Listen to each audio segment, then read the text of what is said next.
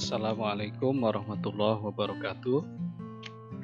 Teman-teman semua, untuk mata kuliah kajian kurikulum PPKN, baik kelas A ataupun kelas B, sebenarnya secara teori, materinya sudah selesai kita laksanakan, kita bahas.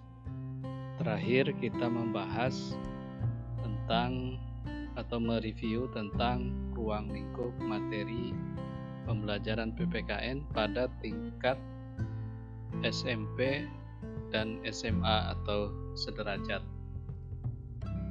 Teman-teman sudah membahasnya, mengidentifikasinya melalui kelompoknya masing-masing, baik kelompok kelas 7, kelas 8, dan kelas 9, ataupun kelompok kelas 10, kelas 11, dan kelas 12. Masing-masing kelompok juga telah berbagi link podcast atau link video podcast presentasi dari setiap kelompok yang diharapkan dari saling berbagi itu teman-teman anggota kelompok yang lain dapat memahami ruang lingkup materi pembelajaran PPKN untuk setiap kelas, baik di tingkat SMP maupun di tingkat SMA. Kemudian terakhir teman-teman juga sudah menyusun kampanye tentang isu-isu atau ruang lingkup materi pembelajaran PPKN itu.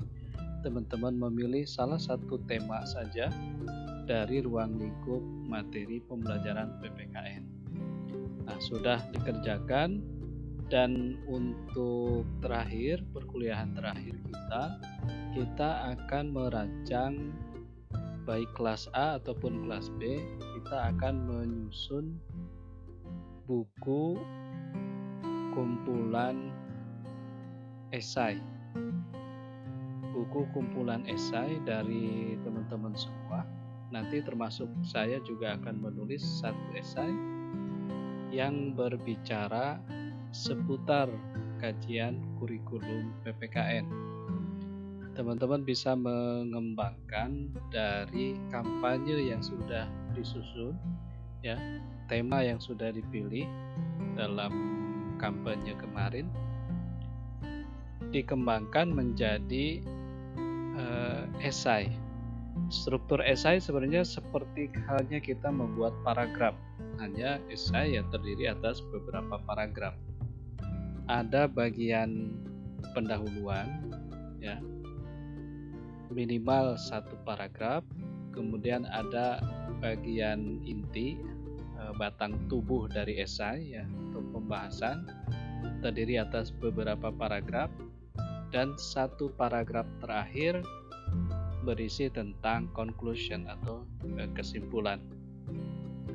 Sebagai contoh, nanti saya kirimkan penjelasan tentang esai, tentang struktur esai atau bahan tentang esai, tentang struktur esai. Kemudian ada contoh bahan tayangan juga tentang bagaimana menyusun esai yang baik.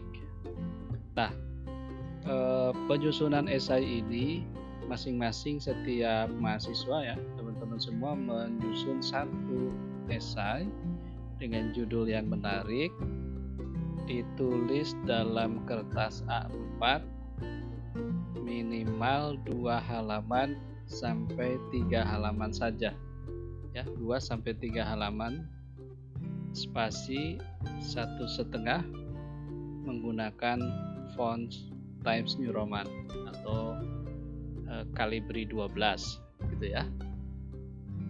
Nah, harapannya nanti esai ini terkumpul dan akan kita lakukan review, ya, pengeditan, layouting, dan syukur-syukur nanti bisa kita kirimkan ke penerbit, ya, ada yang bersedia menerbitkan seperti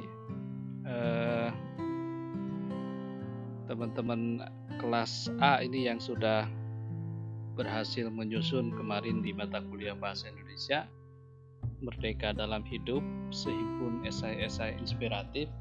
Nah, kalau Merdeka dalam Hidup kan banyak berbicara tentang pengalaman hidup ya, teman-teman semua. Nah, hari ini atau melalui mata kuliah ini, esai itu akan fokus membicarakan tentang tema-tema materi pembelajaran PPKN. Jadi teman-teman bisa melihat kondisi ideal menurut tema materi itu, kondisi real yang terjadi di lapangan, dan pembahasannya harus seperti apa, serta kesimpulan ya, solusinya harus seperti apa serta kesimpulan. Katakanlah misalnya ada yang membahas tentang pengamalan sila-sila Pancasila dalam kehidupan sehari-hari. Kondisi ideal yang diharapkan adalah bahwa setiap warga negara dituntut untuk mampu mengamalkan nilai-nilai yang terkandung dalam sila-sila Pancasila. Itu idealnya. Kemudian kondisi ideal itu didukung misalnya kita punya upaya-upaya untuk menanamkan nilai-nilai Pancasila kepada setiap warga negara. Salah satunya misalkan melalui pembelajaran PPKN atau melalui penyuluhan-penyuluhan, pelatihan-pelatihan, sosialisasi dan sebagainya. Nah, tetapi kita dihadapkan pada kenyataan nilai-nilai itu bukan saja tidak diamalkan, tetapi juga tidak dipahami oleh warga negara. Karena itu teman-teman mendiskusikan solusinya nanti harus bagaimana, baru di kesimpulan yang bisa diambil dari pembahasan itu seperti apa, gitu ya. Jadi esainya harus menggambarkan adanya kondisi ideal ya, sama seperti setiap paragraf ada kondisi ideal, kemudian realitas yang ada seperti apa dan kesimpulannya seperti apa. Itu ya teman-teman ya. Untuk kelas A angkatan 2019 saya kira ini sudah punya bekal pengalaman menulis esai ya. Ini tinggal nanti dikembangkan saja. Nah, untuk 2018 ya mudah-mudahan nanti dengan bahan yang diberikan teman-teman bisa belajar cepat dan kemudian menyusun esai itu dengan baik gitu ya. Tidak banyak-banyak, sekali lagi 2-3 halaman, 1,5 spasi ya. Waktunya ya mudah-mudahan sampai nanti masa hari tenang ya, minggu tenang itu bisa selesai, dan kemudian nanti ujian akhir teman-teman tinggal mengumpulkan saja esai itu.